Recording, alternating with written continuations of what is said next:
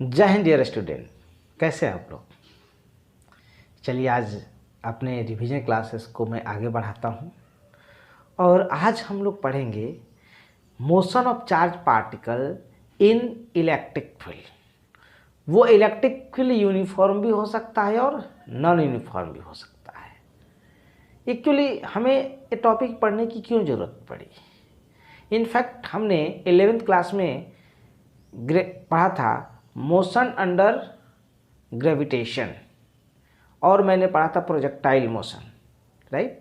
उसी तरह से अगर कोई चार्ज पार्टिकल मोशन परफॉर्म कर रहा है under the influence of electric field, so उसका आज हम लोग एनालाइज करेंगे। अब वैसे है कि किसी चार्ज पार्टिकल को अगर हम इलेक्ट्रिक फील्ड में मोशन कराते हैं तो उस पर इलेक्ट्रिक फोर्स लगेगा और इलेक्ट्रिक फोर्स लगेगा तो उसके पास एक एक्सेलेरेशन भी हो सकता है, तो हमें उस मोशन को एनालाइज करना है, राइट। देखेंगे जैसे सपोज दैट कि हमारे पास एक इलेक्ट्रिक फील्ड है और वो कुछ इस तरह से इस डायरेक्शन में जा रहा है ऐसे, और ये इसका स्ट्रेंथ है E, राइट। अब दो चीज़ हो सकता है कि ये इलेक्ट्रिक फील्ड यूनिफॉर्म भी होगा और नॉन यूनिफॉर्म भी होगा। अब सपोज दैट कि किसी चार्ज पार्टिकल को, कोई चार्ज पार्टिकल है Q, कोई चार्ज पार्टिकल है Q, और मैं इसको U इनिशियल वेलोसिटी से इधर प्रोजेक्ट करता हूं। न तो यहाँ इलेक्ट्रिक फील्ड होता, न ही कोई ग्रेविटेशनल फील्ड होता, तो ये चार्ज पार्टिकल बिना डेविएट किए इस तरह से आता और इसके मोशन को एनालाइज करना बहुत आसान था, हम लोग कर सकते हैं, केवल कांस्टेंट स्पीड से जा रहा था। लेकिन अब यहाँ पर इलेक्ट्रिक फील्ड है तो ऑब्वियस है कि ये चार्ज पार्टिकल फोर्स एक्सपीरियंस करेगा। तो अगर किसी चार्ज पार्टिकल को किसी इलेक्ट्रिक फील्ड में रखते हैं तो वो फोर्स जो एक्सपीरियंस करता है F = Q × E। अब जरा ध्यान से देखेंगे, अगर ये चार्ज पॉजिटिव रहा, अगर ये चार्ज पॉजिटिव रहा तो इस पर फोर्स लगेगा इलेक्ट्रिक फील्ड के डायरेक्शन में और हो जाएगा हॉरिजॉन्टल प्रोजेक्टाइल मोशन। अगर ये चार्ज नेगेटिव रहेगा तो इस पर जो फोर्स लगेगा वो जस्ट इलेक्ट्रिक फील्ड के अपोजिट डायरेक्शन में लगेगा। चलो मैं मान लेता हूँ कि ये चार्ज पॉजिटिव है, तो पॉजिटिव है तो इस पर फोर्स कैसे लगेगा, नीचे की तरफ, तो ये कुछ इस तरीके से डेविएट करेगा। अगर बाय द वे ये नेगेटिव रहता तो ये कैसे डेविएट करता, ऊपर की तरफ करता और इसका मोशन कुछ इस तरीके से हो जाता, और जितना ही ज़्यादा इस पर चार्ज होगा डेविएशन उतना ही ज़्यादा होगा। चलो जी, इस चार्ज पार्टिकल के मैं मास को स्मॉल m ले लेता हूँ। तो अब बताओ कि इस पर जो एक्सेलेरेशन लगेगा इलेक्ट्रिक फील्ड की डायरेक्शन में वो कितना हो जाएगा, A = F/m, और इसको हम लोग क्या लिख सकते हैं, QE/m। मैंने इसे वेक्टर फॉर्म में लिख दिया। अब जरा देखो, ये चार्ज पॉजिटिव होगा तो ए का डायरेक्शन वही होगा जो E का होगा, अगर ये चार्ज नेगेटिव होगा तो ए का डायरेक्शन E के डायरेक्शन के अपोजिट होगा, राइट। तो हमको अब मिल गया A।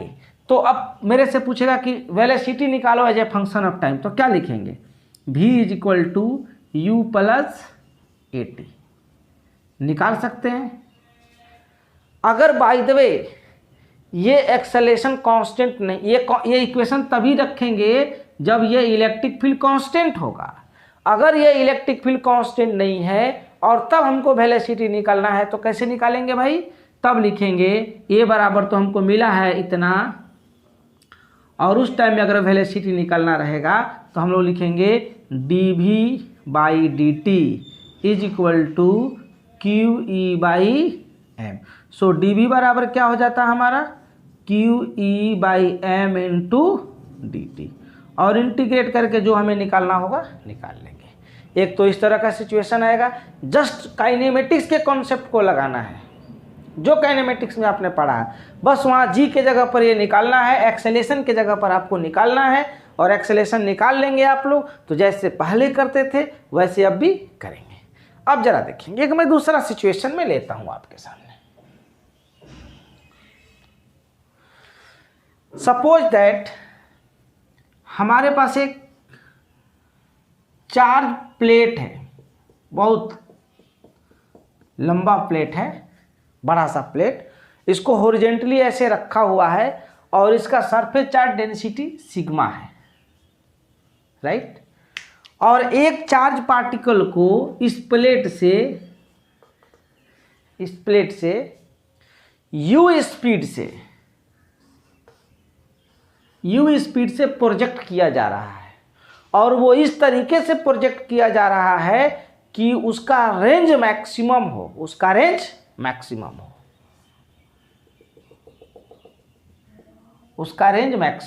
जरा ध्यान से सुनेंगे, क्वेश्चन का मैं पोर्शन बोल रहा हूं कि एक लॉन्ग प्लेट्स है, हॉरिजॉन्टली रखा गया है, जिसका सरफेस चार्ज डेंसिटी सिग्मा है। इस प्लेट से एक चार्ज पार्टिकल Q को, चलो -Q कर देता हूँ, एक चार्ज पार्टिकल जिसका चार्ज -Q है और मास m है, राइट, प्रोजेक्ट किया जा रहा है इस तरीके से कि इसका रेंज क्या हो, मैक्सिमम।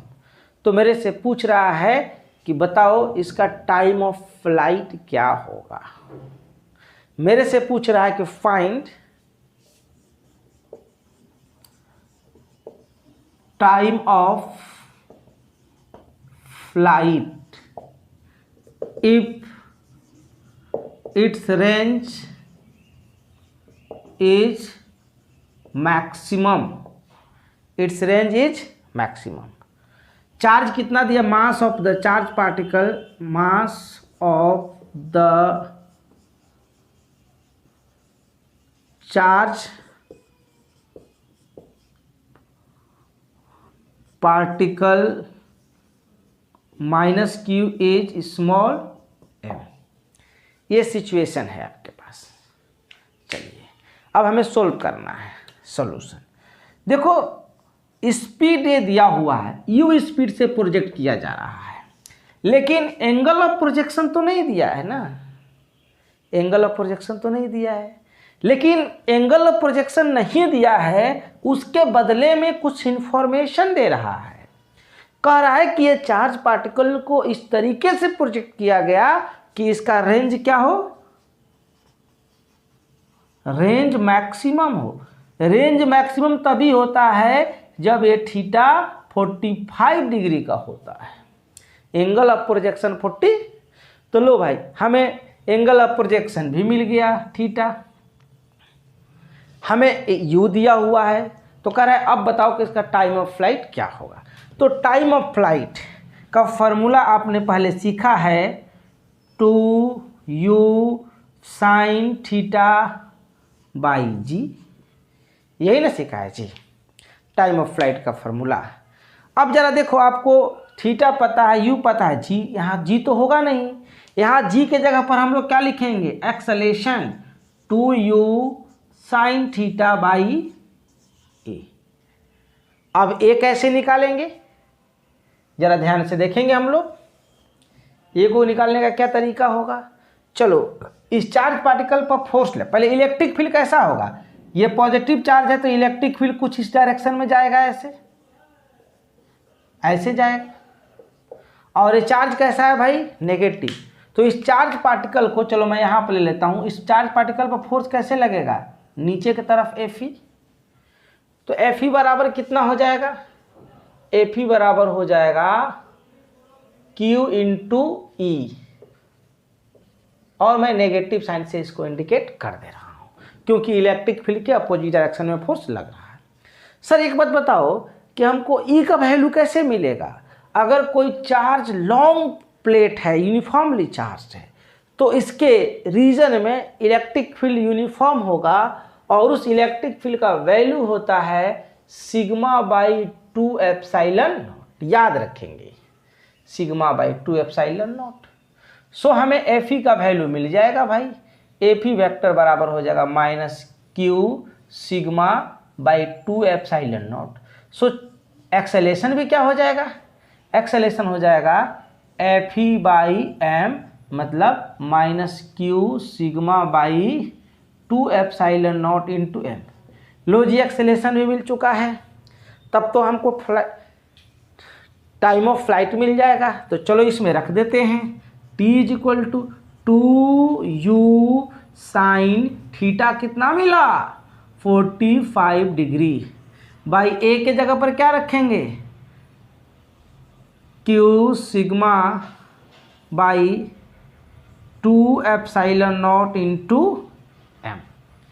चलो इसको सिंप्लीफाई कर लेते हैं, ये ऊपर जाएगा 4u epsilon not m into 1/√2 by q sigma. अब तो इसे सोल्व कर ही लेंगे आप लोग, सोल्व करके आप लोग आंसर निकाल लेंगे। इस तरह से क्वेश्चन आएगा। एक और क्वेश्चन मैं आपके सामने लेता हूँ, देखेंगे जरा।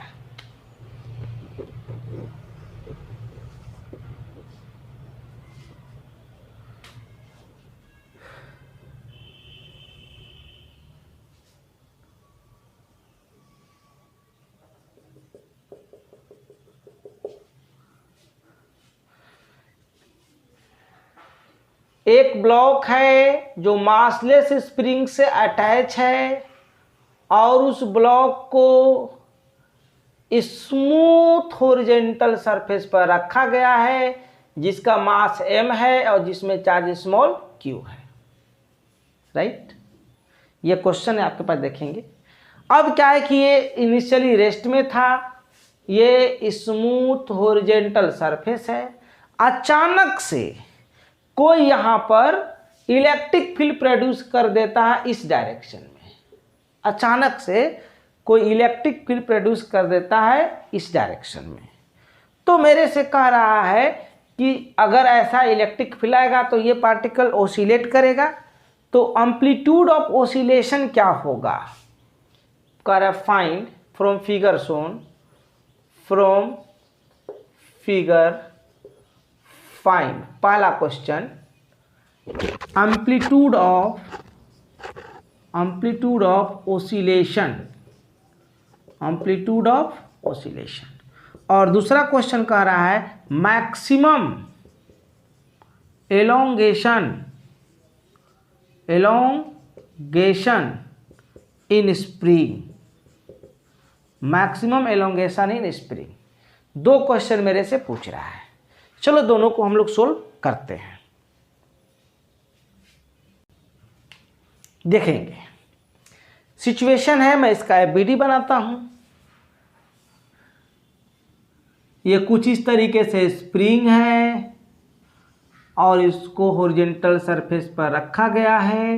ये सॉल्यूशन का डायग्राम है जिसका मास m है, चार्ज q है, ये है स्मूथ हॉरिजॉन्टल सरफेस। तो जैसे ही इलेक्ट्रिक फील्ड प्रोड्यूस करेंगे इस डायरेक्शन में पॉजिटिव चार्ज है, तो इस पर एक इधर की तरफ फोर्स लगेगा और उसका नाम होगा इलेक्ट्रोस्टैटिक्स फोर्स, हो जाएगा Q इंटू ई। और जैसे ही स्प्रिंग में एलोंगेशन स्टार्ट होगा तो एक इस डायरेक्शन में फोर्स लगेगा, स्प्रिंग फोर्स। अब एम्पलीट्यूड कह रहा है, एक्चुअली इनिशियली क्या था, यहाँ पर कोई फोर्स नहीं लग रहा था, फोर्स 0 था। जैसे ही हम इलेक्ट्रिक फील्ड ऑन किए तो इस पर फोर्स लग रहा है। अब फोर्स लगते लगते ये कहीं जाएगा, मान लेते हैं कि ये यहाँ पर आ गया। तो जब यहाँ पर जाएगा तो अब क्या है कि ये वाला फोर्स अभी भी लग रहा है और स्प्रिंग फोर्स इस पर अभी भी लग रहा है ऐसे। अब यहाँ पर इस पर लगने वाला एफ नेट हो जाएगा 0। तो यहाँ से यहाँ का जो डिस्टेंस होगा that is called amplitude of oscillation. हमको ये निकालना है एम्पलीट्यूड। कैसे निकालेंगे भाई? So from question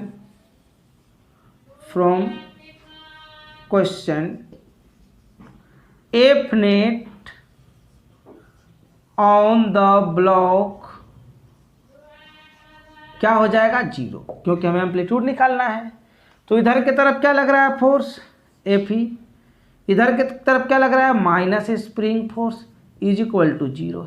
F E का वैल्यू क्या है बाबू Q इंटू ई, और स्प्रिंग फोर्स का वैल्यू क्या है बाबू? स्प्रिंग फोर्स का वैल्यू है minus K into x. Spring constant question में दिया रहेगा K, ये स्प्रिंग कांस्टेंट इसका क्वेश्चन में दिया रहेगा के इज इक्वल टू 0, तो x बराबर हमको क्या मिल जाएगा, Q E by M, Q E by M. एक चीज़ ध्यान दीजिएगा कि मास पर डिपेंड नहीं किया कि कितना मास रहेगा, चाहे मास 1 kg का हो 2 kg का हो, उससे कोई लेना देना नहीं है, राइट। हाँ, अगर ये रफ सरफेस होता तब मास कंसिडरेशन में आता, लेकिन अभी तो कुछ ऐसा हुआ नहीं। चलिए, इसका एक दूसरा पार्ट भी है। इस क्वेश्चन का दूसरा पार्ट कह रहा है कि मैक्सिमम एलोंगेशन इन स्प्रिंग। देखो, ये यहाँ पर लगने वाला नेट फोर्स 0 हुआ है, लेकिन यहाँ से एक्सेलरेट होकर यहाँ आया है, तो इसके पास कुछ काइनेटिक एनर्जी तो ज़रूर आ गया होगा। तो इसका मतलब इस ब्लॉक को टेंडेंसी है और आगे जाने की। तो जब कभी भी क्वेश्चन में मैक्सिमम एलोंगेशन और कंप्रेशन ऑफ स्प्रिंग पूछता है, तो उस टाइम में वो ब्लॉक मोमेंटरली स्टॉप होगा, मतलब उसकी काइनेटिक एनर्जी 0 हो जाएगी। अब जरा देखेंगे तो कह रहे कितना होगा। चलो हम ये ब्लॉक को फिर से देखते हैं, लगाएंगे work energy theorem, work energy theorem. चलो भाई, वर्क एनर्जी थ्योरम लगाते हैं। ये क्या कहता है, work done bye all forces. तो कौन कौन अभी फोर्स है भाई, एक तो है इलेक्ट्रोस्टैटिक फोर्स, दूसरा कौन सा है भाई, स्प्रिंग फोर्स इज इक्वल, और भी कोई फोर्स है क्या, नॉर्मल फोर्स भी है लेकिन वो परपेंडिकुलरली है तो उसके द्वारा वर्क डन 0 होगा, फ्रिक्शन फोर्स भी नहीं है, is equal to change in kinetic energy. अब जरा सोचो, इसको हम लोग और लिखते हैं, work done by electrostatic force plus work done by spring force, kinetic energy final minus kinetic energy initial. अब एक बात बताओ, इनिशियली काइनेटिक एनर्जी क्या था, 0। जब चल के ये ब्लॉक कहीं यहाँ पर आएगा और मोमेंटरली रुक जाएगा तो भी काइनेटिक एनर्जी क्या होगा, 0। तो ये वाला टर्म क्या हो जाएगा बाबू, 0। अब मैं कहता हूँ कि ये चार्ज पार्टिकल यहाँ से चलकर यहाँ पर आया, ये मैं कह रहा हूँ कि d डिस्टेंस है, और ये मैं कह रहा हूँ कि मैक्सिमम एलोंगेशन इन स्प्रिंग है। क्यों, क्योंकि यहाँ आने के बाद इसकी स्पीड क्या हो गई है, 0। तो work done bye electrostatics force क्या हो जाएगा, Fe into D, and work done by spring force क्या होता है भाई, -12 k square, -12 k x square, x की जगह पर क्या है d स्क्वायर। जरा देखेंगे, is equal to what, 0। Fe का वैल्यू कितना हो जाएगा, Q e into d minus half k into d square is equal to 0। इसको सोल्व करेंगे तो d बराबर कितना हो जाएगा, क्यू ई इंटू 2 बाई के, मतलब मैक्सिमम स्प्रिंग जो होगा एम्पलीट्यूड के ट्वाइस हो गया, जो एम्पलीट्यूड था उसका ट्वाइस हो गया। Now we will analyse the energy associated with charge body, right, or charge particles. There are two terms, electrostatic potential energy and electric potential. Firstly, there arises a question, what is electrostatic potential energy? जैसे कि आपको पता भी है, अब एक बार पढ़ भी चुके हैं, हम रिवीजन कर रहे हैं इसका। जब कभी भी हम एक्सटर्नल फोर्स के अगेंस्ट में, जब कभी भी हम कंजर्वेटिव फोर्स के अगेंस्ट में कोई वर्क डन करते हैं, तो वो वर्क डन सिस्टम में स्टोर हो जाता है एज अ पोटेंशियल एनर्जी, और अगर वहाँ कोई काइनेटिक एनर्जी का जनरेशन नहीं होता है तो टोटल का टोटल वर्क डन स्टोर हो जाता है in form of potential energy. So यहाँ इलेक्ट्रोस्टैटिक पोटेंशियल एनर्जी का क्या मतलब है। अब ज़रा सोचिए, ये दो चार्ज पार्टिकल है, इसको हम इन्फिनिटी पर कहीं दोनों एक दूसरे को रिपेल कर रहा होगा या अटैक कर रहा होगा। मैं अगर इसको इन्फिनिटी से धीरे धीरे उठा के एक्सटर्नल फोर्स के हेल्प से किसी सर्टेन पॉइंट पर ला के रख दूँ, चलो जी मैंने इसको अभी फिक्स कर दिया, मैं इसको उठा के लाया हूँ, तो एक्सटर्नल फोर्स के द्वारा कोई वर्क डन होगा, वो work done by external force इस सिस्टम में स्टोर हो जाएगा, that is called electrostatic potential energy. अभी सिस्टम में हम केवल 2 पॉइंट चार्ज ले रहे हैं, तो बात करें potential energy of 2 point charge system. तो इसका जो पोटेंशियल एनर्जी है जिसको कि हम U से डिनोट करेंगे, ये हो जाएगा 1/4 pi epsilon not Q1 into Q2/R। आपने देखा कि अगर R सेपरेशन पर है तो potential energy inversely proportional to R है, और जब पोटेंशियल एनर्जी का कैलकुलेशन करेंगे तो हम चार्ज को साइन के साथ लेंगे, राइट। तो मैंने ले लिया। अब एक चीज़ देखेंगे, ये हमको पोटेंशियल एनर्जी मिला, ये पोटेंशियल एनर्जी नहीं है, एक्चुअली यह है चेंज इन पोटेंशियल एनर्जी। लेकिन जब ये इन्फिनिटी पर था, जरा देखेंगे, जब R टेंस टू इन्फिनिटी तो U टेंस टू क्या हो जाएगा भाई, 0। सो इन्फिनिटी पर जब ये दो चार्ज इनफाइनाइटली सेपरेशन पे रहेंगे तो इस सिस्टम की पोटेंशियल एनर्जी क्या हो जाएगी, 0। सो इनिशियल पोटेंशियल एनर्जी क्या हो जाएगा, 0। तो चेंज इन पोटेंशियल एनर्जी को सिंपली जब हम केवल पोटेंशियल एनर्जी बोलेंगे तो इसका मतलब कि मेरा रेफरेंस पॉइंट कहाँ है, इन्फिनिटी पर, ये अंडरस्टूड है। अदरवाइज अगर नहीं है तो उसका कुछ वैल्यू भी होगा। अब देखो यहाँ पर एक चार्ज पॉजिटिव है और दूसरा चार्ज नेगेटिव है। अब इसका अगर कोई मेरे से कहता है पोटेंशियल एनर्जी क्या होगा, तो हम लोग लिखेंगे 1/4 pi epsilon not Q1 into minus Q2/R। तो नेगेटिव साइन के साथ आ गया, क्लियर है। मीन्स की पोटेंशियल एनर्जी पॉजिटिव भी हो सकता है, नेगेटिव भी हो सकता है। तब मेरे मन में एक प्रश्न आ रहा है, सर पोटेंशियल एनर्जी किसी सिस्टम का अगर पॉजिटिव है उसका क्या मतलब है? इसका मतलब कि सिस्टम रिपल्सिव नेचर का है, मतलब वो अपने आप को एक्सपेंड करना चाहता है, टेंडेंसी है। अगर नेगेटिव है तो वो कैसा फोर्स डेवलप करा रहा है, अट्रैक्टिव नेचर का। अब जरा देखेंगे, एक्सटर्नल फोर्स के दो द्वारा वर्क डन करेंगे, वो टोटल का टोटल वर्क डन होगा चेंज इन पोटेंशियल एनर्जी के। कब? जब सिस्टम में कोई काइनेटिक एनर्जी डेवलप नहीं। ये लाइन तभी लिखेंगे, work done by external force लिखने का मतलब है कि चेंज इन काइनेटिक एनर्जी क्या है, 0। तो हम लोग लिखेंगे UF minus UI। If reference point is at infinity then U initial tends to क्या हो जाएगा, 0। अब देखेंगे, so work done by external force is equal to change in potential energy. और हमको ये भी पूछ सकता है कि वर्क डन भाई जब वहाँ पर इलेक्ट्रिक फोर्स लग रहा है तो उसके द्वारा भी तो कोई वर्क डन होगा।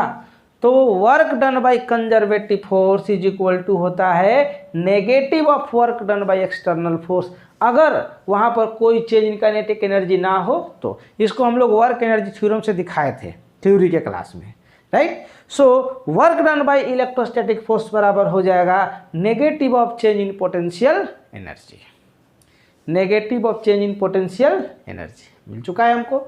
Now potential energy of system of point charges, यहाँ तो केवल 2 चार्ज था, अगर ढेर सारा चार्ज रहेगा तो कैसे निकालेंगे? देखो, पहले मैंने एक चार्ज को यहाँ पर रख दिया और दूसरा चार्ज को उठा के लाया, उसके वजह से पोटेंशियल एनर्जी, फिर तीसरा चार्ज लाया, फिर उसके वजह से, फिर चौथा लाया उसके वजह से, और फिर बारी बारी से एक एक चार्जेस को रखेंगे और निकालेंगे। तो इसको हम कहते हैं म्यूचुअल पोटेंशियल एनर्जी का भी नाम हम लोग देते हैं। इसका निकालने का जो मैथमेटिकल तरीका है, मैथमेटिकल टूल्स है, वो ज़रा देखेंगे कितने पेयर बनेंगे। I बराबर 1 से लेकर n तक, J बराबर 1 से लेकर n तक 1/4 pi epsilon not QI into QJ by RIJ, मतलब जो दो डिफरेंट जो चार्ज लेंगे उसके बीच का सेपरेशन होगा जहाँ पर IJ के बराबर नहीं होगा। जैसे आपको एग्जाम्पल में दिखाता हूँ, ये 3 चार्ज है, मेरे से कोई कहता है कि भाई इसकी पोटेंशियल एनर्जी निकालो, क्या होगी, कैसे निकालें? जरा देखोगे, पहले हमने Q1 चार्ज को यहाँ पर फिक्स कर दिया और इस Q2 चार्ज को इन्फिनिटी से यहाँ पर लाया, तो अभी दोनों के बीच का सेपरेशन क्या है, R1 है। तो अब पोटेंशियल एनर्जी क्या हो जाएगा, K Q1 Q2/R। उसके बाद फिर एक Q3 चार्ज को इन्फिनिटी से लाया और यहाँ पर रखा, तो अब फिर इसके बीच का सेपरेशन क्या है, R2 है। तो उसकी वजह से क्या हो जाएगा, पोटेंशियल एनर्जी ये हो जाएगा।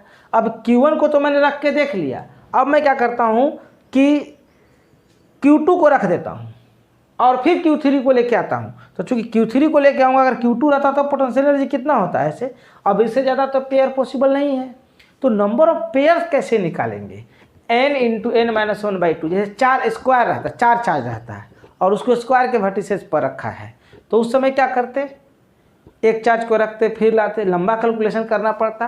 तो डिफरेंट चार्जेज का पेयर बनाने के लिए हमने रख दिया है, बस ध्यान में रहे कि ये दोनों सेम चार्ज के लिए नहीं होगा, राइट, ये अलग अलग पॉइंट चार्जेज होंगे।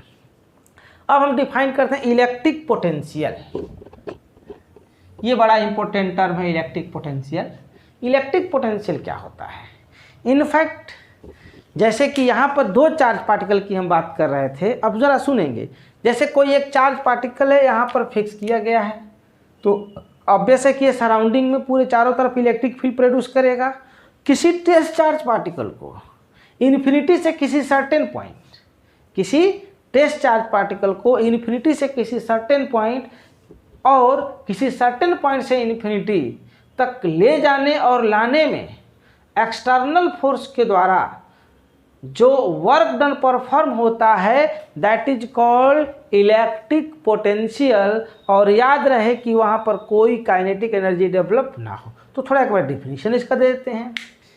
It is minimum amount of work done required to bring a test charge from infinity to a certain point और vice versa in electric field is called electric potential. जरा देखेंगे charge positive था तो हमको क्या मिला KQ/R। अगर ये चार्ज नेगेटिव होता तो क्या होता -KQ/R। सर ये पॉजिटिव वर्क बता रहा है कि हमको वाकई में वर्क करना पड़ा है, और ये नेगेटिव बता रहा है कि नहीं, हमने तो उसके मोशन का अपोज किया, ये अपने आप आना चाह रहा था टेस्ट चार्ज। चलिए जी, अब हम change in electric potential delta V को अगर निकालना चाहें तो सिंपली लिखेंगे V final minus V initial. अगर मेरा रेफरेंस पॉइंट इन्फिनिटी पर है तो सिर्फ V फाइनल, मतलब हम इलेक्ट्रिक पोटेंशियल नहीं निकालते हैं, हम निकालते हैं चेंज इन इलेक्ट्रिक पोटेंशियल। लेकिन हमारा रेफरेंस पॉइंट कहाँ होता है? इन्फिनिटी पर। तो जब इन्फिनिटी पर होता है तो इन्फिनिटी पर इलेक्ट्रिक पोटेंशियल क्या हो जाएगा? 0। इसलिए चेंज इन पोटेंशियल को सिंपली हम बोलेंगे पोटेंशियल, राइट। और इसका वैल्यू भी मिल गया हमको KQ/R। अब तो हमको रिलेशन निकालना पड़ेगा, क्योंकि दोनों एनर्जी है, ए भी है और ए भी है, लेकिन इसका SI यूनिट है जूल, जबकि इसका SI यूनिट जूल नहीं है, इसका SI यूनिट कुछ और है। तो दोनों में रिलेशन हम लोग देख लेते हैं। अब देखेंगे हम लोग इलेक्ट्रिक पोटेंशियल पढ़ लिए, इलेक्ट्रिक पोटेंशियल एनर्जी पढ़ लिए, दोनों में कुछ रिलेशन तो होगा। Relation between electric potential energy and electric potential. Electric potential is equal to U/Q, this is electric potential energy. So change in electric potential is equal to change in electric potential energy by Q, right. अब देखेंगे इसका SI unit अब कोई मेरे से पूछे तो क्या हो जाएगा? जूल पर कूलम, जिसको सिंपली हम लोग क्या कहते हैं? वोल्ट। नाउ अब जरा देखेंगे तो यहाँ से इस रिलेशन से हमको क्या मिलेगा? Change in electric potential energy is equal to Q into delta V। ये रिजल्ट बड़ा इंपॉर्टेंट है, न्यूमेरिकल बनाते समय इसका बहुत यूज होगा। फिर से वर्क एनर्जी थ्योरम वाला स्टेटमेंट लिखते हैं, work done by external force is equal to change in potential energy. जैसे ही ये लिखेंगे change in kinetic energy 0। So अब इसको हम लोग आगे लिख सकते हैं Q into delta V, Q into V final minus V initial.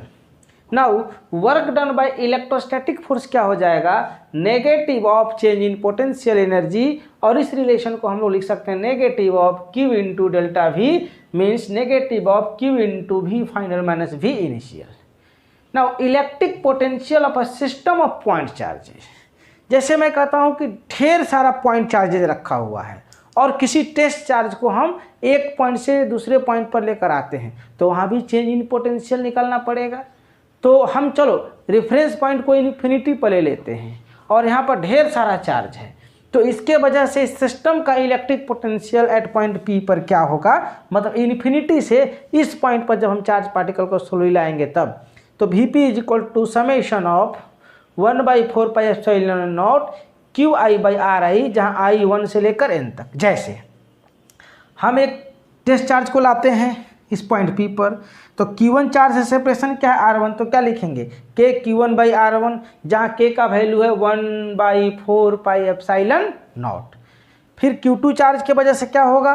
KQ2/R2, देखो ये नेगेटिव चार्ज है तो नेगेटिव साइन के साथ लेंगे, -KQ3/R3, इसी तरह से सबको निकाल के हम लोग ऐड कर देंगे, राइट।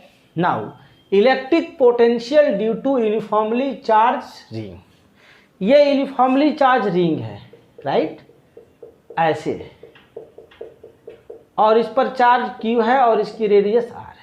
अब यहाँ से किसी इसके एक्सियल पोजीशन पर, ये एक्सिस है इसका, किसी पॉइंट P पर मेरे से कोई पूछता है इलेक्ट्रिक पोटेंशियल क्या होगा, तो हमें मिलेगा KQ/√R² capital R square plus small r square. अगर R टेंस टू 0 हो जाए तो हम कहाँ पर आ जाएंगे, सेंटर पर, और सेंटर पर कितना हो जाएगा भाई, KQ/R, मीन्स कि जैसे जैसे सेंटर के करीब आएंगे पोटेंशियल बढ़ते जाएगा और सेंटर पर क्या हो जाएगा, मैक्सिमम कितना, KQ/R, ठीक है। Now electric potential due to uniformly charge sphere, 3 cases हो सकता है, in case of hollow conducting sphere, in case of hollow non conducting sphere and in case of solid conducting sphere. तीनों cases में charges कहाँ होंगे, इसके outer surface पर। तो जरा देखो, इसके सरफेस के जैसे ही अंदर आएंगे ये सारा का सारा पॉइंट इक्विपोटेंशियल होगा, लो मतलब इक्विपोटेंशियल सरफेस भी मैंने पढ़ाया है, जस्ट वहाँ पर मैं आता हूँ। तो हर जगह का पोटेंशियल क्या होगा, सेम, लेकिन जैसे ही सरफेस से दूर जाएंगे घटने लगेगा, and V inversely proportional to R, और V बराबर अगर मेरे से कोई फार्मूला पूछेगा बाहर में तो हम लिखेंगे KQ/R, जबकि अंदर में V बराबर फार्मूला पूछेगा तो KQ/R, मतलब इसके सरफेस के अंदर कांस्टेंट होगा, सरफेस के हर पॉइंट पर भी कांस्टेंट होगा, राइट। तो जरा देखेंगे ध्यान से, ये वाला सारा का सारा सरफेस इक्विपोटेंशियल होगा, अंदर का पॉइंट भी इक्विपोटेंशियल होगा, लेकिन जैसे ही बाहर जाएंगे ये डिक्रीज करने लगेगा। सो अगर ये हमारा सॉलिड कंडक्टिंग स्फीयर हो तो उसके लिए क्या होगा, हम देखते हैं।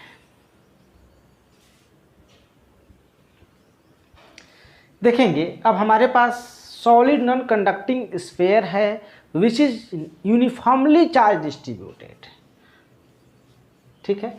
तो अब कह रहा है कि इसके डिफरेंट पोजीशन पर, जैसे इसके आउटसाइड सरफेस पर, इसके सरफेस पर, इसके बॉडी के अंदर इलेक्ट्रिक पोटेंशियल का एक्सप्रेशन क्या होगा। तो अगर हम आउटसाइड निकालें, मतलब R greater than radius of sphere, then होगा KQ/R, और यहाँ पर V inversely proportional to R होगा। जब इसके सरफेस पर आएंगे तो KQ/R होगा, और बॉडी के अंदर पहले क्या होता था, पहले वाले केस में कि इक्विपोटेंशियल सरफेस था, लेकिन जैसे ही इस बॉडी के सरफेस के अंदर आएंगे तब हमको मिलेगा KQ/R इंटू 3/2 माइनस R²/2R²। बड़ा ये इंपॉर्टेंट केस हो गया। अब जरा देखेंगे, अगर हम सेंटर पर अगर निकालना चाहें V सेंटर, तो V सेंटर बोले तो R बराबर क्या हो जाएगा, 0। तो R बराबर 0 हो जाएगा तो क्या हो जाएगा, 3KQ/2R, जबकि V सरफेस पर हमको क्या मिला है, KQ/R। इसका मतलब कि सेंटर पर का पोटेंशियल सरफेस से ज़्यादा होगा। तो अगर दोनों में मैं रिलेशन अगर निकालना चाहूँ, V centre by V surface is equal to 3/2, so V centre is equal to 3/2 into V surface. कभी कभी क्या है ना कि सेंटर पर का पोटेंशियल दे देगा और पूछेगा बताओ इसके सरफेस का पोटेंशियल क्या होगा, तो निकाल लेंगे, या कभी कभी सरफेस पर का देगा, सेंटर पर का पूछेगा, तो ये भी हमारा इंपॉर्टेंट कॉन्सेप्ट हो जाता है। एक न्यूमेरिकल हम लोग करते हैं, देखेंगे ज़रा ध्यान से।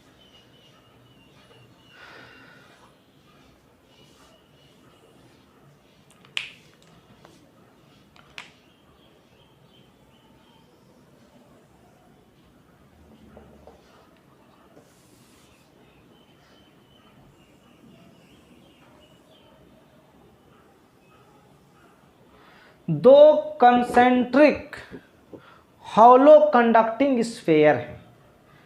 सिचुएशन को देखेंगे ध्यान से। दो कंसेंट्रिक हॉलो कंडक्टिंग स्फीयर है, एक का रेडियस R1 है और बाहर वाले का रेडियस R2 है। इस पर चार्ज Q1 है और इस पर चार्ज Q2 है, राइट। इसका मैं नाम दे देता हूँ ए और इसका नाम दे देता हूँ बी। ये दो स्फीयर हैं। अभी दोनों पर चार्ज कैसा दिख रहा है? पॉजिटिव।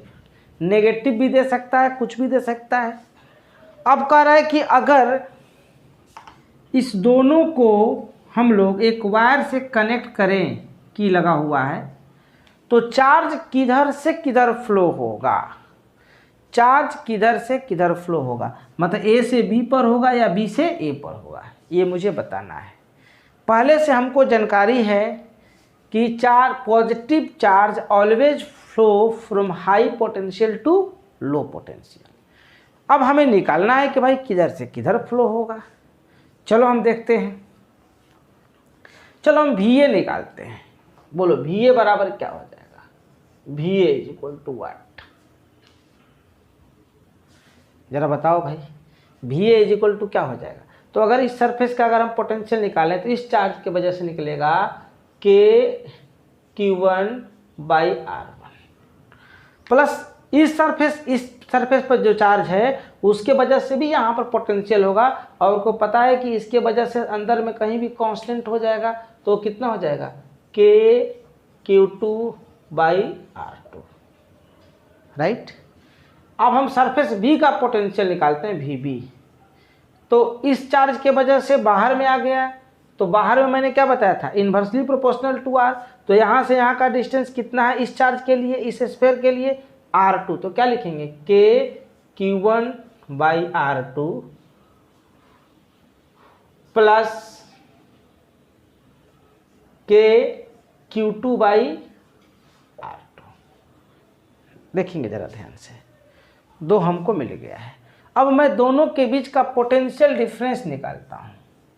VB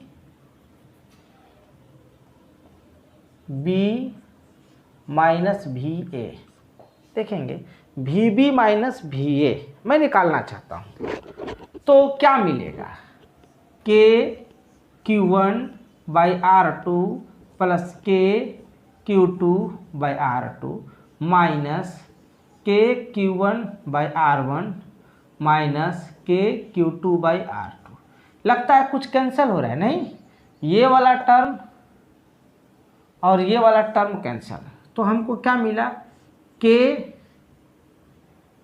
बाहर आ जाएगा, Q भी बाहर आ जाएगा, 1/R2 माइनस 1/R1। अच्छा एक बात बताइए, आपने क्या देखा कि R2 ग्रेटर देन R1 है, तब तो ये अभी नेगेटिव हो जाएगा। देख लें आप, क्योंकि R2 बड़ा है और R1 छोटा है। सो ये वाला जो वैल्यू है 1/R2 माइनस 1/R1, ये तो लेस देन क्या हो जाएगा? 0। इसका मतलब कि VB minus VA less than 0 हो चुका है। दूसरी चीज हमने देखा कि VB लेस देन VA। ध्यान से देखिएगा, मैंने इसको निकाला, ये वाला सरफेस, अब हमको मिला ये वाला टर्म। चूंकि ये तो दोनों पॉजिटिव है तो इसी पर डिसाइड करेगा इसका साइन। ये लेस देन 0 है क्योंकि R2 ग्रेटर देन R1। ये बड़ा है और ये छोटा है, तो ये वाला इसका रेसिप्रोकल छोटा हो जाएगा, ये वाला बड़ा हो जाएगा, ये वाला टर्म नेगेटिव हो जाएगा। तो हमने क्या देखा कि VB लेस देन VA, मतलब जैसे ही दोनों को हम ज्वाइन करेंगे तो जो चार्ज का ट्रांसफ़र होगा from inner surface to outer, तो हमारा आंसर क्या होगा? From A to B। दूसरा चीज, क्या जब चार्ज ट्रांसफ़र होगा तो इस बाहर वाले सरफेस पर कुछ डिपेंड करेगा? तो नहीं, मतलब कि दोनों के बीच का पोटेंशियल डिफरेंस आउटर सरफेस पर जो चार्ज एग्जिस्ट कर रहा है उस पर डिपेंड नहीं कर रहा है। इसका मतलब हम कह सकते हैं इस केस में हमेशा charge will flow from inner surface to outer. अगर इस पर पॉजिटिव चार्ज होगा तो करंट किधर फ्लो होगा? From inner surface to outer, क्योंकि पॉजिटिव चार्ज के फ्लो की डायरेक्शन में करंट फ्लो। अगर इस पर नेगेटिव चार्ज होता तो नेगेटिव चार्ज किधर से किधर जाता? From inner surface to outer. अगर यहाँ पर नेगेटिव होता तो ये क्या हो जाता है? ये नेगेटिव हो जाता है, राइट। तो नेगेटिव चार्ज फ्लो होता है from low potential to high potential. तो उस समय करंट किधर से किधर फ्लो होता है, from outer surface to inner surface. इस तरह के क्वेश्चन अक्सर एग्जाम में पूछे जाते हैं, बड़ा कंसेप्चुअल पार्ट है और इसको प्रिंसिपल ऑफ जनरेटर भी हम लोग कहते हैं, और भी सारा भी क्वेश्चन हम लोग करते हैं। चलिए मेरे पास एक क्वेश्चन है, पहले मैं पढ़ देता हूं। A charge 2 microcoulomb is taken from infinity to a point in an electric field without changing its velocity. If work done in against of electrostatic force is -40 joule, then find the potential at that point। ठीक है ना, मतलब infinity से किसी charge point को किसी point पर लाया जा रहा है वेरी स्लोली, या उसकी वेलोसिटी कांस्टेंट है, तो उस नए पॉइंट पर उसका पोटेंशियल क्या होगा, जबकि एक्सटर्नल फोर्स के द्वारा वर्क डन दिया हुआ है। तो देखते हैं भाई सॉल्यूशन कैसे बनाएंगे, जरा ध्यान से देखेंगे। इनिशियल पोजीशन आर इनिशियल कहाँ है, R initial attends to infinity. R final क्या है, ये किसी पॉइंट पी पर है, मान लेते हैं आर है, ठीक है, और ये फाइनल पोजीशन है। Work done by external force कितना है, -40 जूल। तो कह रहा है कि उस नए पॉइंट पर इलेक्ट्रिक पोटेंशियल क्या होगा, जबकि इन्फिनिटी पर इलेक्ट्रिक पोटेंशियल क्या हो जाएगा भाई, 0। तो अभी हमको रिलेशन मिला है कि work done by external force. अच्छा एक चीज़ और दिया है, चार्ज कितना दिया है, 2 माइक्रोकूलम बराबर क्या है भाई, work done by external force is equal to Q into V final minus V initial. ये तो आपको पता ही होगा, अभी ये रिजल्ट आया है। सो सबका मैं वैल्यू रख देता हूँ। मेरे से पूछ रहा है कि ये एक्सटर्नल के द्वारा वर्क डन कितना है, तो -40 जूल। Q का value 2 into 10⁻⁻6 coulomb. V final को Vp मानता हूँ और इनिशियल क्या है आपका 0। तो क्या यहाँ से Vp मिल जाएगा आपको, नहीं मिल जाएगा, आराम से मिल जाएगा। बोलो कितना हो जाएगा, -40/2 इंटू 10⁻⁻6 मतलब 20 इंटू 10⁻6 वोल्ट, या हम ये भी कह सकते हैं जूल पर कूलम।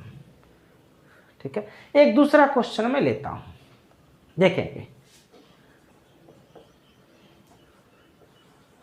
कह रहा है कि एक सॉलिड नॉन कंडक्टिंग स्फीयर है, सॉलिड नॉन कंडक्टिंग स्फीयर है और जिसकी रेडियस r है, जिसकी रेडियस r है। ध्यान से देखेंगे, ये यूनिफॉर्मली चार्ज है और इसमें चार्ज Q है। कह रहा है कि कौन ऐसा पॉइंट होगा, कौन ऐसा पॉइंट होगा जहां का पोटेंशियल इसके सेंटर के पोटेंशियल का आधा होगा, इसके सेंटर का पोटेंशियल आधा होगा। अब मैं आपको बता दूं, अगर यहाँ का पोटेंशियल अगर V है, यहाँ का पोटेंशियल V है सेंटर का, अगर V सेंटर को मैं V0 कहता हूँ, तो बोलो भाई V सरफेस का पोटेंशियल क्या हो जाएगा, V सरफेस का क्या होता है। तो अभी ये निकालना है मुझको, लेकिन हमें प्रश्न में ये नहीं पूछना है कौन ऐसा पॉइंट होगा, तो क्या वो पॉइंट इसके अंदर में होगा। तो मैंने कहा था कि जो V सेंटर होगा वो V सरफेस के 3/2 टाइम्स होगा। जरा ध्यान से, ये रिलेशन हमको मिला था, तो आधा तो होगा नहीं, तो इसका मतलब कहीं ना कहीं ये बाहर होगा पॉइंट। ठीक है, तो बाहर होगा तो हमको पॉइंट निकाल। अब मैं कहता हूं अगर इस पर चार्ज Q है तो V सरफेस बराबर कितना हो जाएगा भाई, V सरफेस बराबर हो जाएगा KQ/R। तो हमको V सेंटर भी मिल जाएगा। सो V सेंटर बराबर क्या हो जाएगा, 3/2 इंटू KQ/R। लेकिन प्रश्न ये है कि वो कौन सा पॉइंट होगा। तो मैं मानता हूँ कि यहाँ से एक पॉइंट P है और यहाँ से इसका डिस्टेंस R है, ठीक है। तो VP बराबर हमको क्या मिलेगा, मिल जाएगा KQ/r। बट फ्रॉम क्वेश्चन कहता है कि VP जो है VC का आधा है, VP VC का आधा है। तो चलो भाई निकाल लेते हैं। VP बराबर हमको क्या मिला, KQ/r, और VC बराबर हमको क्या मिला है, ठीक है। ये आपको VP इतना था, VC बराबर हमने कहीं निकाल लिया ये। तो चलो VC का वैल्यू रख देता हूँ मैं, 1/2 इंटू 3/2 इंटू KQ/R। जरा देखो ये KQ से KQ कैंसिल, सो मेरे को एक कैपिटल R है। तो स्मॉल r बराबर अब आपको क्या मिल जाएगा, आप ही जरा देख लो। इस स्मॉल r बराबर आपको क्या मिलेगा भाई, इस स्मॉल r बराबर मिल जाएगा 4r/3, मतलब ये इस सरफेस के बाहर हो जाएगा। इस तरह से क्वेश्चन आपसे पूछे जाएंगे। एक मैं और क्वेश्चन लेता हूं, जरा देखेंगे। कह रहा है कि छोटे छोटे स्फीयर है n, ठीक है। ये ड्रॉप है, ये क्या है अपना, एक ड्रॉप है। ड्रॉप है मतलब ये सॉलिड है। और कह रहा है कि सबकी पोटेंशियल भी है, सबकी पोटेंशियल भी है।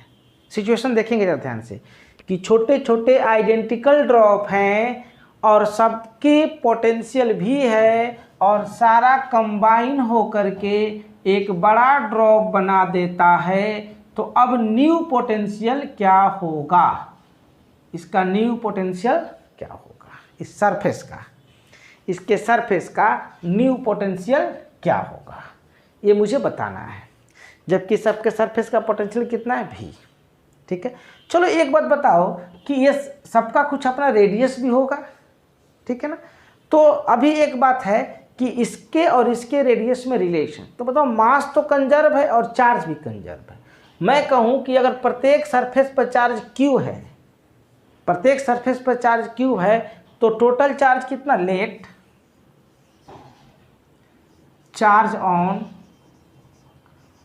On each drop small q। So total charge बराबर हो जाएगा n इंटू क्यू, क्योंकि n ड्रॉप कंबाइन किया है। कितना ड्रॉप, n ड्रॉप। तो फ्रॉम कंजर्वेशन ऑफ चार्ज, चलो टोटल चार्ज मिल गया। अब रेडियस निकालते हैं, क्योंकि initial mass is equal to final mass, और मास बराबर क्या होता है भाई, वॉल्यूम इंटू डेंसिटी। तो रो कितना ड्रॉप है, n ड्रॉप है, तो n एक का वॉल्यूम कितना होगा, 4/3 पाई स्मॉल r क्यूब। मैं मान लेता हूँ कि ये जो छोटे छोटे ड्रॉप है इसकी रेडियस स्मॉल r है और इसकी रेडियस कैपिटल R है। जो नया वाला ड्रॉप बनेगा वो क्या जगह, रो 4/3 पाई r, ठीक है। अब इसको हम लोग सोल्व कर लेते हैं, क्योंकि रो से रो हमारा कैंसिल हो जाएगा, 4/3 से ये कैंसिल हो जाएगा। सो कैपिटल R बराबर कितना हो जाएगा, n⁻⁴ इंटू r। रेडियस भी मिल चुका है, टोटल चार्ज भी मिल चुका है। तो कह रहा है अब इसका पोटेंशियल बताओ। तो V बराबर बोलो क्या लिखते हैं हम लोग, KQ/R, KQ/R, ये ना लिखते हैं। तो चलो KQ/R हम लोग लिखते हैं। तो KQ/R बराबर बोलो क्या हो जाएगा, KQ/R इज इक्वल टू हो जाएगा K इंटू n/r के जगह पे क्या लिखेंगे, n⁻⁴ इंटू स्मॉल r। अच्छा, ये जो पहले वाला V पोटेंशियल दिया था, इसका अगर हम फार्मूला लिखें V बराबर, तो क्या लिखेंगे, K इंटू स्मॉल q/r। अब हमको निकालना है कि नया वाला पोटेंशियल क्या होगा V के टर्म में। तो जरा देखो, एक तो आपको एक्सप्रेशन इधर से मिल गया, ये वाला मिला है, और दूसरा एक्सप्रेशन क्या मिला है, ये वाला। तो तो मैं क्या करता हूँ कि इसके जगह पर इस वैल्यू को मैं रख देता हूँ, ठीक है। तो इसके जगह पर जब इस वैल्यू को रखेंगे तो Vs बराबर हमको क्या मिल जाएगा, n into Q by n power 1/, ये खत्म हो जाएगा, इसकी जगह पर रखते हैं। चलो इस इक्वेशन को मैं कहता हूँ 1 और इस इक्वेशन को कहता हूँ 2, थोड़ा और क्लियर हो जाएगा। तो Vs बाई V मतलब मैंने इक्वेशन 2 से इक्वेशन 1 में डिवाइड कर दिया, सो हमको मिल रहा है n by n power 1/3। So Vs बराबर हो जाएगा V into n power 1 minus 1/3 means V into n power 2/3। ये रहा आपका रिजल्ट। तो जो नया वाला पोटेंशियल होगा वो कुछ इस तरह से रिजल्ट देगा। इस तरह का ऑब्जेक्टिव क्वेश्चन खूब आते हैं। हमारे पास एक बहुत ही अच्छा क्वेश्चन है, पहले मैं पढ़ देता हूँ। A uniform electric field is along x-axis. The potential difference VA minus VB is equal to 10 volt between 2 points A 2,3 meter and B 4,8 meter. Find the electric field intensity. सबसे पहली बात है कि electric field intensity along x axis है और 2 point के बीच का potential difference दिया गया है। तो हमें सबसे पहले तो ये जानना पड़ेगा कि रिलेशन बिटवीन हमें दिया क्या है। हमें पूछ रहा है कि इलेक्ट्रिक फील्ड जो है ये एलोंग एक्स एक्सिस है, एलोंग एक्स एक्सिस है, राइट। और हमें डेल्टा भी दिया हुआ है, कितना, तो VA माइनस VB, ये भी दिया हुआ है। कितना दिया है भाई, 10 वोल्ट। तो मेरे से पूछ रहा है कि इस E का मैग्नीट्यूड क्या होगा, जबकि ये दोनों पॉइंट A का कोऑर्डिनेट कितना है 2,3, B का कोऑर्डिनेट कितना है 4,8 पूछ रहा है। तो कहीं ना कहीं हमें ये चीज़ जानना पड़ेगा कि ये दोनों में रिलेशन क्या होता है। ज़रा देखेंगे, E is equal to relation होता है minus delta V by delta R। अगर हम प्रोजेक्शन फॉर्म में लिखें एलोंग एक्स एक्सिस तो लिखेंगे minus delta V by delta X। Along Y axis लिखें तो minus delta V by delta Y। अगर जेड एक्सिस के एलोंग निकालें तो minus delta V by delta Z। ये पहले तो फॉर्मूला आप लोग जान लीजिए। तो अब प्रश्न में जो कह रहा है एलोंग एक्स एक्सिस है इलेक्ट्रिक फील्ड, तो कौन सा एक्सप्रेशन लेंगे, हम लोग ए लेंगे। तो हम लोग लिखेंगे EX is equal to delta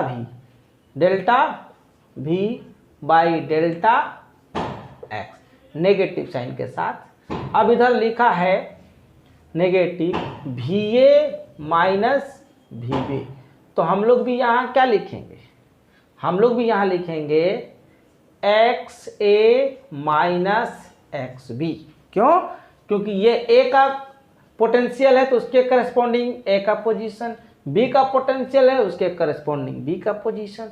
अब जरा भाई बता दो आप लोग, VA माइनस VB कितना दिया है क्वेश्चन में, ये 10 वोल्ट दिया हुआ है। चलिए देखिए XA ये कोऑर्डिनेट दिया है, उसका X कोऑर्डिनेट क्या है 2, Y कोऑर्डिनेट पर प्लस पॉइंट B का X कोऑर्डिनेट कितना है 4। सोल्व करते हैं माइनस 10 बाई माइनस 2, ये कितना हो जाएगा 5। ये यूनिट क्या हो जाएगा न्यूटन पर कूलम्ब, या कुछ लोग इसको वोल्ट पर मीटर भी कहेंगे। तो उसमें आंसर क्या हो जाएगा 5 वोल्ट पर मीटर। क्लियर है। चलिए एक और क्वेश्चन मैं लेता हूं। Now we have the expression of electric potential and which is x square plus 2y volt. Then find the electric field intensity at point 2,3. ये x और y को मैंने SI यूनिट में रखा है। तो कह रहा है कि किसी पॉइंट पर इलेक्ट्रिक फील्ड इंटेंसिटी क्या होगा। तो याद है आपको कि इलेक्ट्रिक फील्ड इंटेंसिटी के लिए जो रिलेशन आया था E vector is equal to minus dV/dx I cap plus dV/dy J cap plus dV/dz K cap, ये वाला एक्सप्रेशन।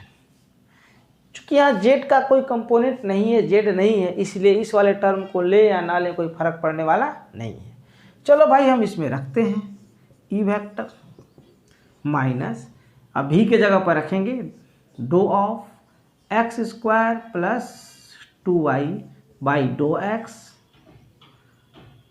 आई कैप, फिर plus do of x square plus 2y by do y into j cap, और ये वाला term तो लेंगे ही नहीं, कहीं जे कंपोनेंट तो है ही नहीं उसमें।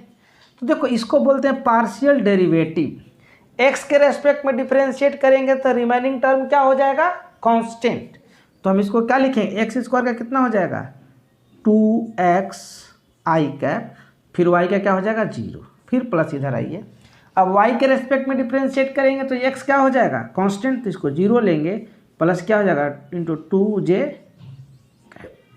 सो ये एक्सप्रेशन को देखकर एक बात पता चल गया है, इसको लिखेंगे माइनस 2x आई कैप प्लस 2j कैप, इधर माइनस हो जाएगा कि ये जो इलेक्ट्रिक फील्ड वेक्टर है वो कांस्टेंट है along y axis while it is variable along x axis. सो दिया है वैल्यू, x कोऑर्डिनेट कितना है 2 और y कोऑर्डिनेट कितना है 3, तो y तो कांस्टेंट है, तो इसका रखेंगे -2, प्लस -2, ये कितना हो जाएगा -4 आई कैप -2j कैप। ये रहा हमारा न्यूटन पर कूलम इलेक्ट्रिक फील्ड इंटेंसिटी का एक्सप्रेशन। मतलब हम इसका मैग्नीट्यूड और डायरेक्शन भी निकाल सकते हैं। चलिए अब थोड़ा सा प्रॉब्लम कर लेते हैं हम लोग बेस्ड ऑन इक्विपोटेंशियल सरफेस। पहले तो एक बार रिकॉल कर लें कि इक्विपोटेंशियल सरफेस क्या है। जैसा कि मैंने बताया था कि अगर हम कोई प्लेन लेते हैं और कोई सरफेस लेते हैं तो थ्रू आउट द सरफेस सभी पॉइंट का अगर पोटेंशियल सेम है that is called equipotential surface. और इक्विपोटेंशियल सरफेस जब हम लोग डिफाइन किए थे तो मैंने बताया था कि जब किसी चार्ज पार्टिकल को एक जगह से दूसरे जगह ले जाएंगे तो ले जाने में न तो कोई एक्सटर्नल फोर्स के से वर्क करना पड़ेगा और नहीं उसके अगेंस्ट में, मतलब वर्क डन 0। क्यों? क्योंकि work done by external force is equal to negative of Q into change in potential energy, और जब दो पॉइंट का पोटेंशियल ही सेम होगा तो चेंज इन पोटेंशियल क्या हो जाएगा 0। फिर से सुनेंगे, थोड़ा लगता है मैंने गलत बोल दिया। Q into change in electric potential, या दूसरे शब्दों में कहें अगर हमने पहले बोला था इलेक्ट्रिक पोटेंशियल एनर्जी, वो नहीं बोलेंगे, फिर से सुन लीजिए। Work done by external force is equal to Q into change in electric potential. और जब हर पॉइंट का पोटेंशियल सेम होगा तो चेंज इन पोटेंशियल क्या हो जाएगा 0, तो वर्क डन क्या हो जाएगा 0। जैसे मैं कुछ एग्जांपल दिखाता हूँ। जैसे एक कोई पॉइंट चार्ज है, अब पॉइंट चार्ज है और यहाँ से r डिस्टेंस पर मैं एक हाइपोथेटिकल ऐसे सर्किल या कोई स्फीयर लेता हूँ, तो कहीं भी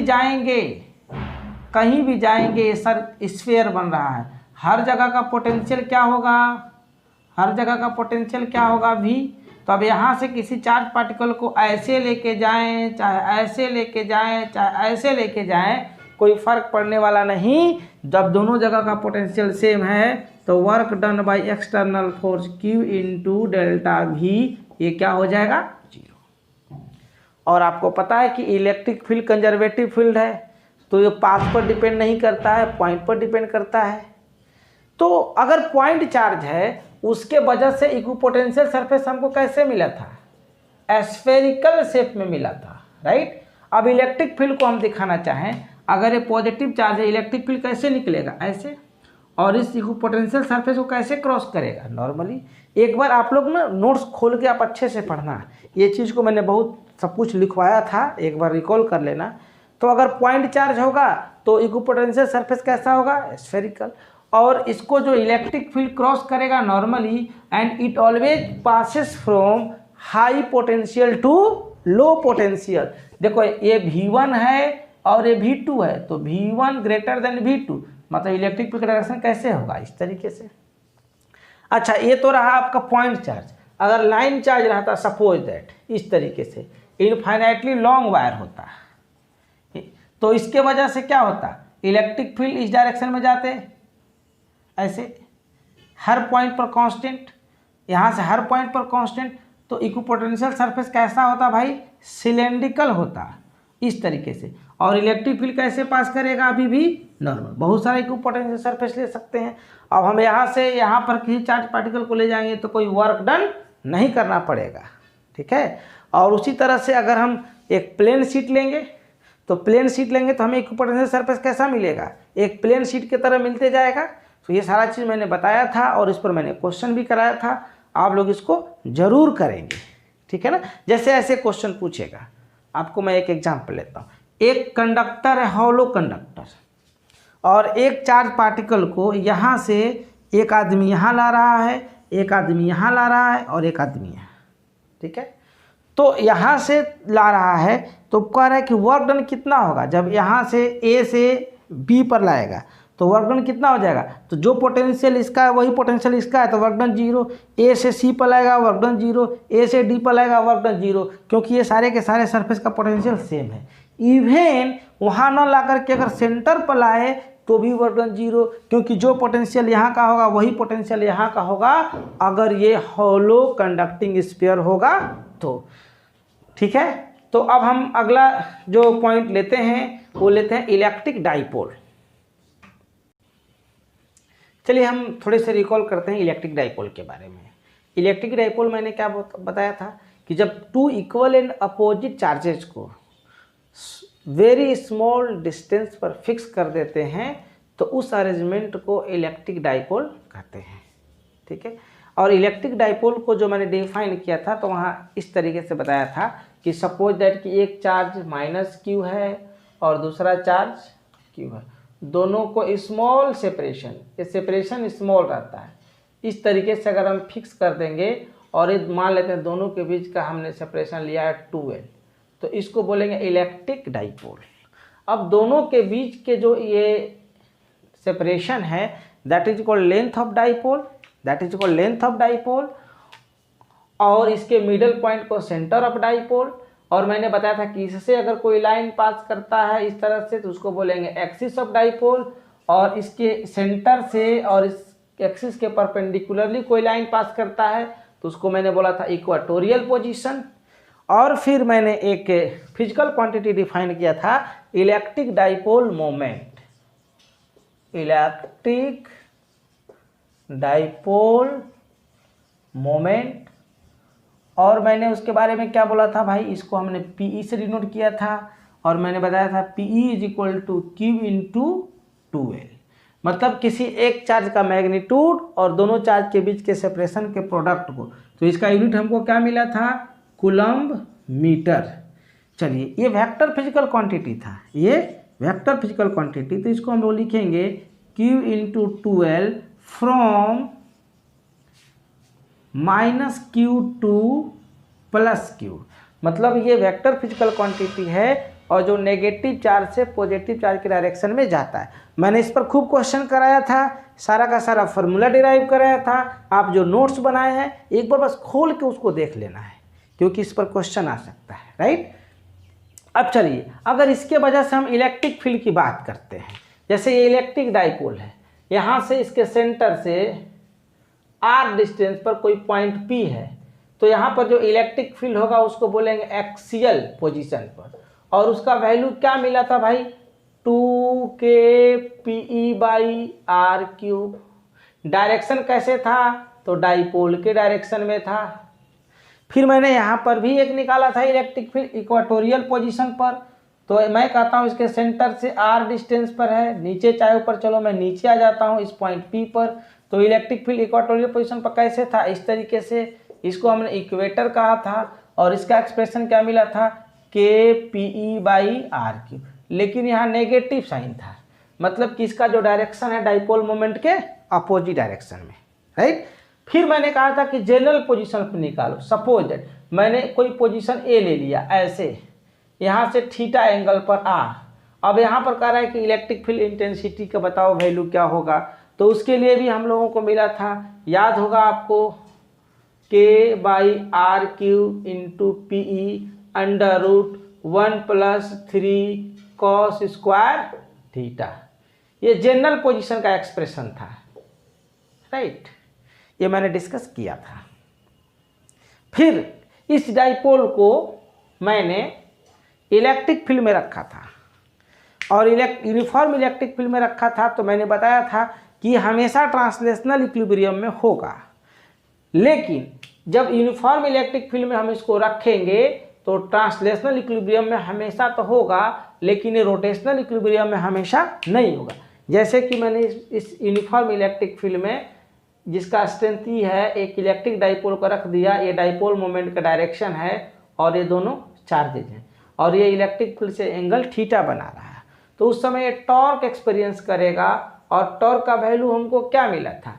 टॉर्क का वैल्यू हमको मिला था पीई क्रॉस ई, पीई क्रॉस ई, राइट। अब जरा देखेंगे, अगर हम इसको एंटी क्लॉकवाइज रोटेट कराते हैं तो जो ये टॉर्क प्रोड्यूस करेगा इलेक्ट्रिक फील्ड इस पर, वो कैसे होगा? क्लॉकवाइज। हम रोटेट करा रहे हैं, मतलब कि ये रोटेटिंग नेचर का होता था। तो अगर हम ऐसे अगर देखें कि अगर इसका हम अगर देखें कि भाई ये अगर हम इसको रोटेट करा रहे हैं एंटी क्लॉकवाइज, ये रोटेट करा है क्लॉकवाइज, तो अगर वेरी स्मॉल अगर इसको रोटेट करा के छोड़ दें, तो अगर मैं लिखता हूँ, इसको कैसे लिखेंगे? पी ई साइन थीटा, ठीक है। ये कैसा है? Anticlockwise, right. सॉरी, ये क्लॉकवाइज है, हम इसको रोटेट करा रहे हैं anticlockwise. Very small theta के लिए क्या लिख सकते हैं? PE minus theta vector. क्यों? क्योंकि ये डिस्प्लेसमेंट कैसे था? Anticlockwise. तो हम करें कि ये net torque directly proportional to minus theta, तो नेचर ऑफ मोशन कैसा हो जाएगा? Simple harmonic motion. और ओमेगा भी निकाल सकते हैं हम लोग। ओमेगा बराबर क्या था भाई? ओमेगा बराबर हमारा था अल्फा बाई थीटा का मोड, जो कि प्रोसेस मैंने सिखा चुका था। साथ में जैसे ही ये इलेक्ट्रिक फील्ड में जाएगा, इसके साथ पोटेंशियल एनर्जी भी एसोसिएट हो जाएगा। तो इसके पोटेंशियल एनर्जी का एक्सप्रेशन हमको मिला था माइनस पी डॉट ई, और लिखे थे हमने लिखा था P E cos theta, right. तो इलेक्ट्रिक डाइपोल से रिलेटेड हमको पोटेंशियल एनर्जी भी मिल गया है, हमको टॉर्क भी मिल चुका है। एक बार जरूर नोट्स को पढ़ेंगे प्लीज़, हाँ, क्योंकि ये सब पढ़ाया हुआ है। प्रीवियस नोट्स को आप एक बार देख लें, बस मैं रिकॉल कराने के लिए वीडियो बना रहा हूँ। अब सुनेंगे जो सबसे इम्पोर्टेंट चीज़ था, इलेक्ट्रिक फील्ड लाइंस। मैंने डायग्राम बना बना करके सारा चीज़ दिखाया था, और बहुत कुछ उसके बारे में बताया था कि ये electric field lines continuous line है, और मैंने बताया था कि ये पॉजिटिव चार्ज से हमेशा क्या करता है? इमर्ज होता है, जबकि नेगेटिव चार्ज में टर्मिनेट होता है। फिर मैंने बताया था कि इलेक्ट्रोस्टैटिक कंडीशन में किसी कंडक्टर के अंदर कोई भी इलेक्ट्रिक फील्ड नहीं होता है, इसलिए इलेक्ट्रिक फील्ड लाइंस भी उसके अंदर नहीं होगा। फिर मैंने बताया था किसी भी कंडक्टिंग सरफेस के ये नॉर्मली इमर्ज या टर्मिनेट होता है। फिर मैंने रीजन भी बताया था, इसलिए होता है कि अगर नॉर्मली नहीं होगा तो उस कंडक्टिंग सरफेस के एलोंग क्या हो जाएगा? इलेक्ट्रिक फील्ड का कंपोनेंट हो जाएगा, जिसके वजह से वहाँ यूनिफॉर्म पोटेंशियल नहीं होगा, मतलब वो इक्विपोटेंशियल सरफेस नहीं होगा, क्योंकि किसी भी कंडक्टर का जो सरफेस है इक्विपोटेंशियल सरफेस होता है। फिर मैंने बताया था कि दो इलेक्ट्रिक फील्ड लाइन्स एक दूसरे को इंटरसेक्ट नहीं करते हैं। जब इंटरसेक्ट करेंगे तो वहाँ पर क्या हो जाएगा? वहाँ पर दो टेंजेंट मिलेंगे, और वहाँ पर जब दो टेंजेंट मिलेंगे तो दो इलेक्ट्रिक फील्ड का डायरेक्शन हो जाएगा, जो कि ऐसा संभव नहीं है। ये वेक्टर फिजिकल क्वांटिटी है, ये सुपर इम्पोज हो जाता है और एक पर्टिकुलर डायरेक्शन में देता है। फिर मैंने बताया था कि इलेक्ट्रिक फील्ड लाइंस कभी भी क्लोज लूप नहीं बनाते हैं। जैसे इलेक्ट्रिक फील्ड लाइन इस तरीके से कोई बोले कि ये इलेक्ट्रिक फील्ड लाइंस है, क्लोज लूप बनाया है, तो पॉसिबल नहीं। हाँ, अगर मैग्नेटिक फील्ड लाइन है, मैग्नेटिक फील्ड लाइंस है, तो क्लोज लूप बनाएगा, दिमाग में रखना। इलेक्ट्रिक फील्ड लाइंस कभी भी क्लोज लूप नहीं बनाते हैं, जबकि magnetic field line close loop बनाते हैं। तो आप लोग अच्छे से तैयारी करिए। हम इतना ही तक लेक्चर को रखते हैं। अभी बहुत कुछ पढ़ाना है, बहुत कुछ क्वेश्चन बताया जा सकता है, लेकिन हमारा टाइम बहुत एक्सीड कर रहा है। जितना टाइम में हमें आपको बताना है उससे हम आगे जा चुके हैं। आप लोग अच्छे से पढ़ाई करिए, एक एक लेक्चर को देखिए, जो नोट्स बनाए हैं उसको देखिए और रिवाइज करके यूनिट टेस्ट के लिए जाइए। And wish you all the best for first unit test. Thank you.